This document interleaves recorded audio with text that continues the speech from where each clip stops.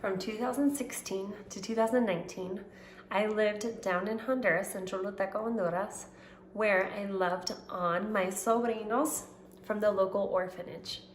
Now, I call them my sobrinos, my nieces and my nephews, because for those 3 years, I wanted these kiddos to know that they were a part of my family and that I was going to lavish my love on them and spoil them rotten, whether they deserved it or not, because we're familia.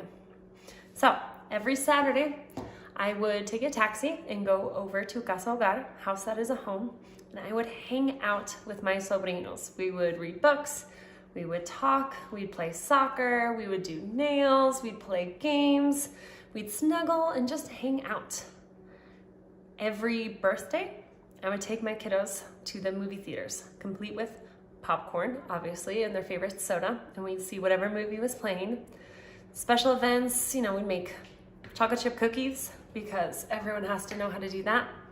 Over Easter, we would dye Easter eggs.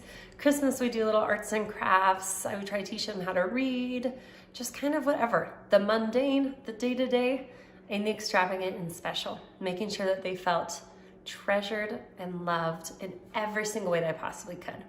If I could get my hands on any extra clothes, toiletries, toys, soccer balls, you name it, I would really make a point to bring over any kind of gifts. Obviously educational books and all of that because I'm a teacher, but also just a game and a toy and nail polish and clothes, whatever. I would really just try to saturate them in love and let them know that they were my family for those 3 years and that I cared for them as I would any other sobrino.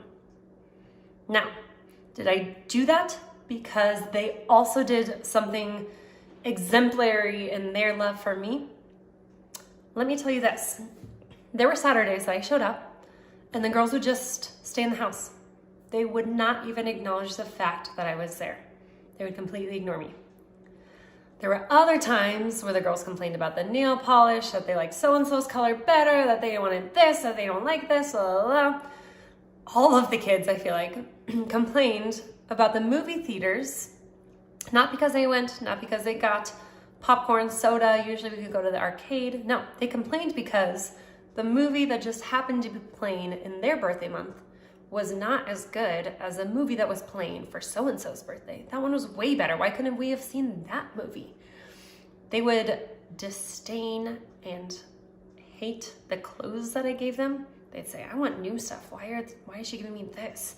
They wouldn't like the books I brought them. They wouldn't like the treats I would make for them. They wanted brownies instead of chocolate chip cookies, whatever. One time, one of the girls knew that I hated spiders and I was very terrified of them. So she took a tarantula that was outside and threw it at my face. So why did I stay for 3 years and give up a steady paycheck and give up the safety and comfort of my house and everyone that I know and love dearly? Why did I give all that up for 3 years? It's because God first loved me. You see, I'm the exact same as these kiddos.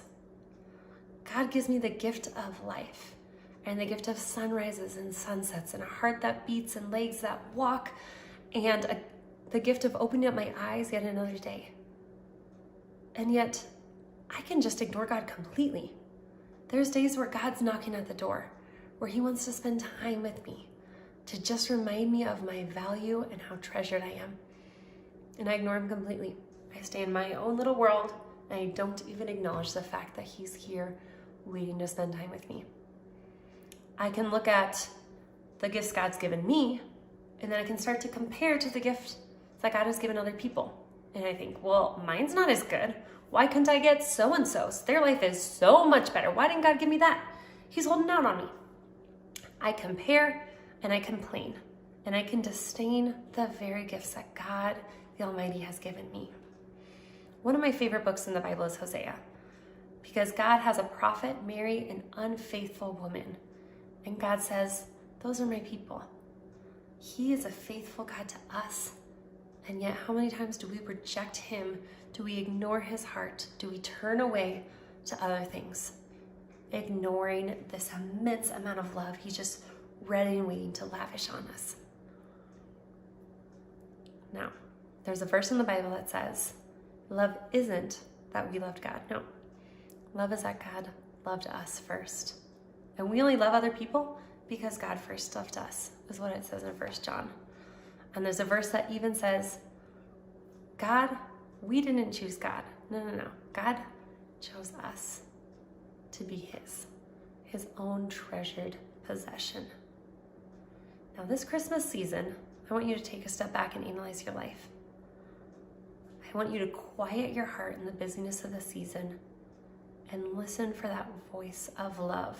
That God who's calling you into his family, who's standing at the door knocking, waiting for you to open it up so he can spend time with you and remind you how deeply loved you truly are.